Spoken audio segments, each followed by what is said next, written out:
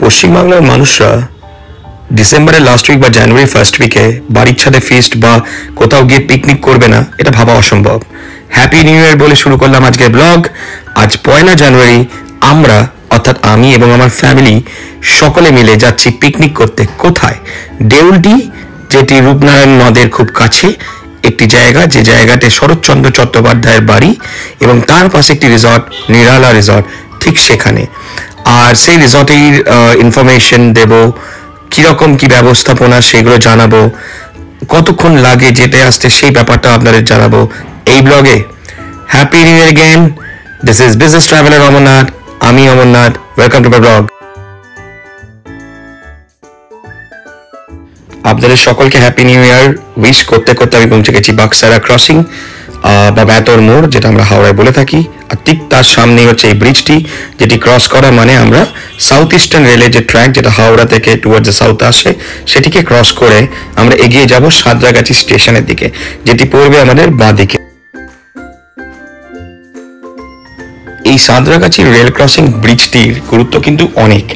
কলকাতা বা হাওড়ার দিক থেকে যারাই সাউথের দিকে যেতে চাইবে, অর্থাৎ দীঘা, মন্দারমণি, পুরী, চেন্নাই, হায়দ্রাবাদ, যেদিকেই যাক, বম্বে, তাই কিন্তু এই ব্রিজটা ক্রস করতে হবে।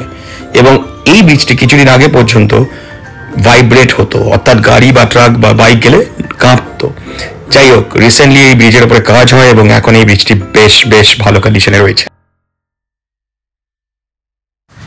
এই ব্রিজটি ক্রস করলে বাঁদিকে যে টার্মিনালটা দেখছেন, এটা হচ্ছে সাঁতরাগাছি রেলওয়ে টার্মিনাল। এটি পরে এখন খুব গুরুত্বপূর্ণ স্টেশন এটি হয়ে উঠেছে। আগে এর ভ্যালু কিছুই ছিল না প্রায় বললেই চলে। আর এই স্টেশনকে ঘিরে আশেপাশের আরবানাইজেশনটাও বেশ ডেভেলপড, বেশ খানিকটা হয়েছে। কারণ আগে এদিকে লোকেরা খুব সেফ মনে করতো না, এখন এদিকে ফ্ল্যাট, বিল্ডিং, প্রপার্টি সবকিছু বেশ হচ্ছে এবং লোকেরা এসে থাকাটাও পছন্দ করে, কারণ ইজি অ্যাক্সেস পায় এই কোনা এক্সপ্রেস ওয়ে, যেটা তাদেরকে কলকাতায় নিয়ে যেতে পারে 15 থেকে 20 মিনিট ম্যাক্স। সেই জন্য এই জায়গার গুরুত্বটা অনেক বেড়েছে ইন দ্য রিসেন্ট পাস্ট। এদিকে প্রপার্টির রেটও অনেক বেড়েছে, ফ্ল্যাট বিল্ডিং হচ্ছে, যেরকম আপনি দেখছেন আমার বাঁদিকে। বলে রাখা দরকার, এই যে বাঁদিকে গ্রাউন্ডটা দেখছেন, এটা কিন্তু হাওড়ার যারা ডিএল এর পরীক্ষা দেন, অর্থাৎ ড্রাইভিং লাইসেন্স, তাদের কিন্তু খুব চেনা পরিচিত একটা গ্রাউন্ড, কারণ আমরা সবাই ডিএল এর জন্য এখানেই পরীক্ষা দিতে এসেছি। এনিওয়ে, বলতে বলতে আমরা সাঁতরাগাছিটা ক্রস করছি, করে আমরা এগিয়ে যাচ্ছি টুয়ার্ডস একটি জয়েন্ট বা একটা ক্রসিং এ, যেখান থেকে বাঁদিকে গেলে বম্বে রোড, ডান দিকে গেলে রেলি রোড। বম্বে রোডে ওঠা মানে আমরা পড়ে যাব NH-16 এবং ওইটা দিয়ে আমরা এগিয়ে যাব ধুলাগড় টোল প্লাজার দিকে।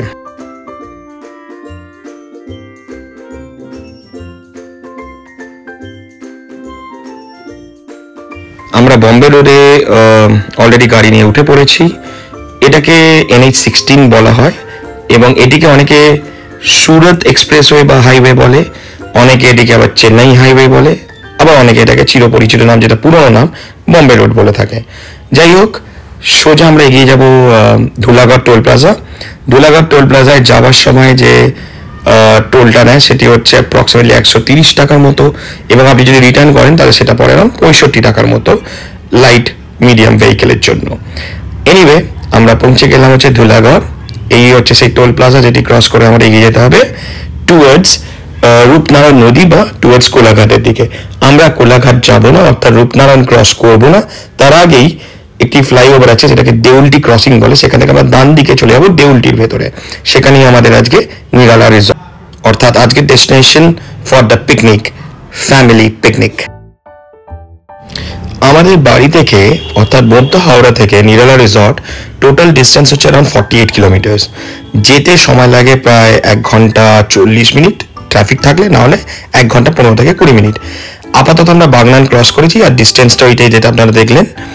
আর এই বলতে বলতেই আমরা কাছাকাছি এসে গেছি হচ্ছে দেউলটির ক্রসিং এ, অর্থাৎ সেই ফ্লাইওভারের ঠিক আগে। আমরা এবার নেব হচ্ছে ওই ফ্লাইওভারের নিচে টার্ন, যেটা আমরা নিয়েছি। এখান থেকে আমরা ব্রিজের নিচে দিয়ে এক্সিট নেব টুয়ার্ডস দেউলটি, অর্থাৎ যে রাস্তাটা সোজা দেউলটির ভেতরে ঢুকে যাচ্ছে। এবং কিছুটা গেলেই আমাদের হোটেল পড়বে, যেটা রিসর্টটা নিরালা রিসর্ট, এবং সেটা থেকে আরেকটু এগিয়ে গেলে 2 কিলোমিটারের মতো গেলে হচ্ছে শরৎচন্দ্র চট্টোপাধ্যায়ের বাড়ি, এবং তার ঠিক উল্টো দিকেই হচ্ছে রূপনারায়ণ নদীর ঘাট, যেখানে এখন আমি জানি না, আমি যাবো একটু পরে, দেখবো কিরকম অবস্থা, বাট মোটামুটি বেশ ভালোই পিকনিকের জায়গা আছে এবং লোকজন কিন্তু বেশ ভিড় করে। তাই আমি জানি না কতটা গিয়ে ওখানে উঠতে পারবো, বাট আমি চেষ্টা করবো আপনাদের ওই জায়গাগুলো দেখিয়ে দেবার। কারণ আপনারা যদি এদিকে পিকনিক করতে আসেন এই জায়গাগুলো দেখে নেবেন, এগুলো লোকাল সাইট সিইং এর মধ্যে পড়ে। লোকাল টোটো করে ঘুরতে যাওয়া যায়, সেটা পরে দেখাচ্ছি। পৌঁছে গেলাম এই বলতে বলতে আমরা নিরালা রিসর্ট। ওই দেউলটি ময়ন থেকে ঢুকে 1 কিলোমিটারের মধ্যেই বাঁহাতে হচ্ছে এই নিরালা রিসর্ট।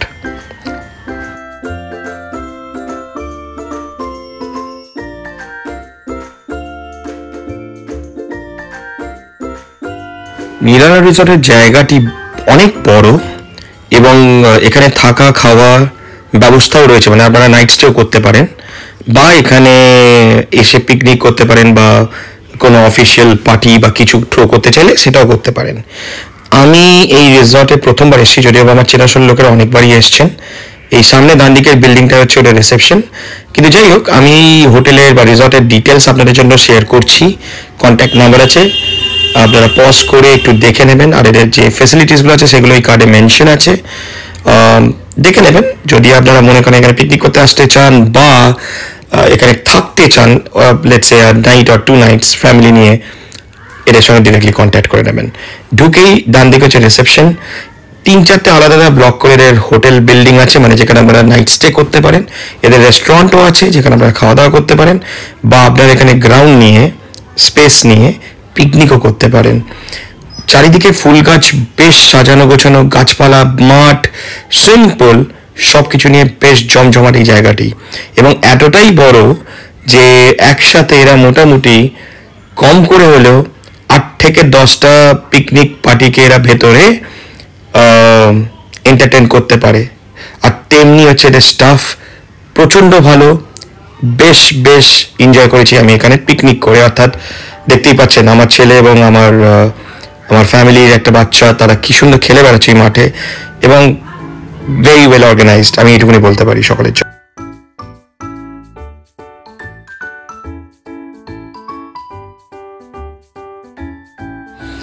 খোলা মাঠ, ঠান্ডা হাওয়া, গাছপালা, পুকুর, ঝিল এবং বিভিন্ন ফুলের বাহারে আপনার মন ভরিয়ে দেবে এই নিরালা রিসর্ট।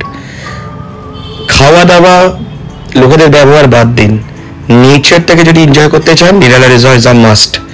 করতেই পারেন, একটা ট্রিপ করে দেখুন না এখানে পিকনিক, বা একদিনের জন্য আপনারা বন্ধুরা সবাই এখানে এসে থেকে দেখুন। আমি এইটুকুনি গ্যারান্টি দিতে পারি আপনারা এনজয় করবেন, আপনাদের ভালো লাগবে এই জায়গাটি, যদি আপনারা নেচারটাকে ভালোবাসেন। আমি তো শুধুমাত্র পিকনিক করেছি, তাতেই আমি সোল্ড আউট। আপনারা যদি থাকেন, হয়তো আপনি আমার থেকেও আরো 4-5টা ব্লগ এক্সট্রা বানিয়ে ইউটিউবে লোড করবেন বা ফেসবুকে করে দেবেন। এতটাই ভালো লাগবে এদের ব্যবহার, এতটাই ভালো লাগবে এই জায়গাটি। শহুরে কোলাহল ও দৈনন্দিন কাজ কারবার থেকে যখন একটু সময় বার করে যখন পিকনিকে যাওয়া হয়, আর উপরে পাওনা হয় এরকম একটি রিসর্ট যেটি ন্যাচারালি রিচ, চারিদিকে গাছপালা, বাগান, ফুল গাছ, পুকুর, ঝিল, তার মধ্যে রয়েছে রিসর্ট এবং তার নিজস্ব ফ্যাসিলিটিস লাইক পুল, গার্ডেন, বাগান, সবকিছু মনটাকে একটা অন্য মাত্রায় নিয়ে যায়। আমাকে কিন্তু এরা পেড প্রমোশন করেনি, মানে আমাকে পয়সা দিয়ে এটা প্রমোশন করাচ্ছে না।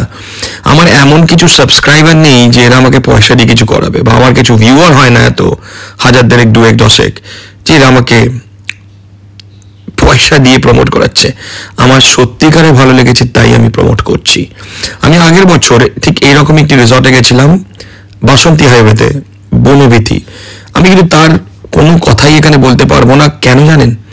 বনভীতিকে আমি প্রমোটও করতে পারবো না। প্রথমত নেচার বলে কিছুই নেই, সবটাই যেন আর্টিফিশিয়ালি ডেকোরেটেড একটা জায়গা। ওটিকে হোটেল বা রিসর্ট পর্যন্তই রাখা যায়, তার বেশি কিছু নয়। যাই হোক, এই সময়টা পেয়েছিলাম ছেলের সাথে একটু খুনসুটি আনন্দ এবং একটু টাইম কাটাবার এবং কিছু ছবি তোলার। সেটাই করলাম মন লাগিয়ে, দুজনে মিলে একটা টাইম কাটালাম, আমি ও আন্নিক আমার ছেলে।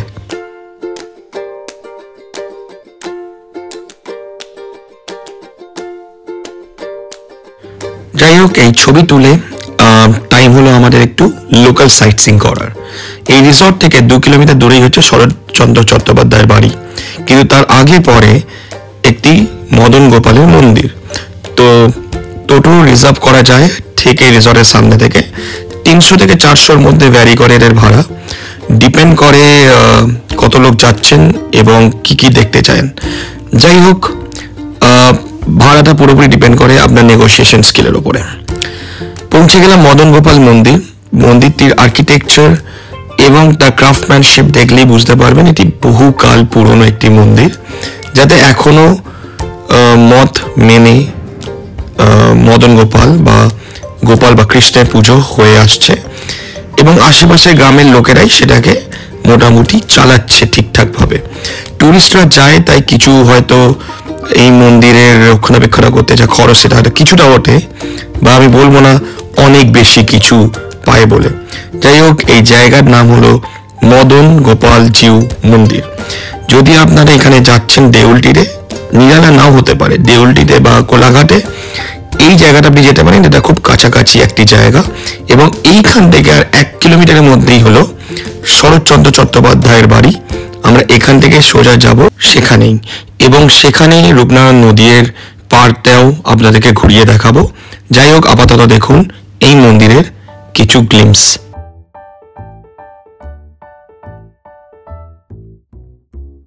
মন্দিরটি দেখে আপাতত আমাদের সেই রিজার্ভ করা টোটোয় বসে আবার এগিয়ে গেলাম রূপনারায়ণ নদীর পাড় ধরে শরৎচন্দ্র চট্টোপাধ্যায়ের বাড়ির দিকে। পৌঁছলাম সেই মোড়ে, যে মোড়ে আমাদেরকে এই টোটোটিকে রেখে হেঁটে যেতে হবে ওনার বাড়ি পর্যন্ত। বিইং আ হেরিটেজ প্রপার্টি, অতদূর পর্যন্ত টোটোটাকে অ্যালাউ করা হয় না। প্রাইভেট গাড়ি নিয়ে গেলে হয়তো আপনারা যেতে পারবেন, কারণ বাড়ির ঠিক পাশেই রয়েছে পার্কিং এরিয়া, কিন্তু টোটোকে অ্যালাউ করে না, just to avoid unnecessary traffic. এই সেই হেরিটেজ প্রপার্টি শরৎচন্দ্র চট্টোপাধ্যায়ের বাড়ি, যার অনেক হিস্ট্রি আপনারা গুগল করলেও জানতে পারবেন। এই বাড়িটিতে ঢোকার রাস্তাটা ঠিক পেছন দিকে, অর্থাৎ রাস্তাটা সোজা গিয়ে ডান দিকে ঘুরে যাওয়ার পরে আমরা যে প্রথম দরজার সামনে, যে দরজাটি মোটামুটি ট্যুরিস্টের জন্য বন্ধই থাকে। খুব সুন্দর বাগান, বাড়ি নিয়ে একটা সুন্দর পরিবেশ। আশেপাশে যেহেতু এখানে অনেক ট্যুরিস্ট যায়, তাই প্রচুর ছোট ছোট সোভেনিয়ার শপ, ছোট ছোট খাবারের দোকান খুলেছে রিসেন্টলি, যেটা আগে যখন আমি এখানে গেছিলাম তখন দেখতে পাইনি। যাই হোক, আমরা ঢুকে গেলাম বাড়ির ভেতরে। আমি ওপরে যাইনি, কারণ অনেকবার এসেছি এই জায়গায়, তাই আর এতটাই ভিড় 1 জানুয়ারিতে যে মন ঠিক করলো না যে এই ভিড় ঠেলে আবার 2 তলা ঘুরে আসা। যাই হোক, বাইরে থেকে দেখাচ্ছি আপনাকে ওভারঅল এই বিল্ডিংটি। এই বিল্ডিংটিকে বিল্ডিং বা হিস্টোরিক্যাল বিল্ডিং না বলে একটা হেরিটেজ প্রপার্টি বললে মনে হয় শোনাবে ভালো। ক্ষমা করবেন যদি দুঃখ দিয়ে থাকি বিল্ডিং বলে।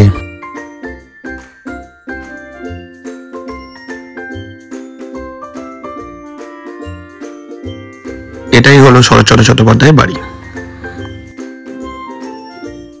বাইরের সব সোভেনিয়ার দোকান, বড়ি, ডালের বড়ির দোকান, খাবারের ছোট ছোট দোকান, ডাবের দোকান, সবই রয়েছে, দেখতে পারেন। যাই হোক, এটি ঠিক বাড়ির সামনে ওনাদের সমাধিস্থল, সেটার ছবিটা তুলে ধরলাম আপনাদের জন্য। আর তার ঠিক পাশের রাস্তা দিয়ে আপনারা চলে যাবেন হচ্ছে রূপনারায়ণ নদীর দিকে। যাই হোক, ঠিক সমাধিস্থলের বাঁ দিকে হচ্ছে বাড়ি এবং উল্টো ফুটে হচ্ছে এই পার্কিং এরিয়াটি। আর পার্কিং এরিয়ার ডান দিক দিয়ে যে রাস্তাটি চলে যাচ্ছে, যেটা দিয়ে আমরা এখন হাঁটছি, সেটাই আপনাদের নিয়ে যায় রূপনারায়ণ নদীর পাড়ে বা পিকনিক স্পটে, যেখানে প্রচুর খোলা আকাশের নিচে পিকনিক করছে লোকেরা। আর নদীর পাড়ে কিছু দোকানপাট, কেনাকাটি চলছে, কারণ এই সময়তেই টুরিস্টরা মোটামুটি যায় ওখানে ঈদের পিকনিক করতে বা ঘুরতে। আর সামনেই রয়েছে সেই রূপনারায়ণ নদী, যার অনেক গল্পই আমরা শুনি। সব থেকে বাঙালিদের পছন্দের জিনিস যেটা এখানে পাওয়া যায় সেটা হচ্ছে রূপনারায়ণ নদীর সুন্দর খেতে যেটি হচ্ছে ইলিশ মাছ। যাই হোক, আপাতত আমরা এখানে ঘুরে কিছুক্ষণের মধ্যে আবার ফিরবো আমাদের রিসর্টে, অর্থাৎ নিরালা রিসর্টে। ততক্ষণ দেখুন এই ভিডিওটি, যেটি রূপনারায়ণ নদীর পাড়ে আমি রেকর্ড করেছি আপনাদের জন্য।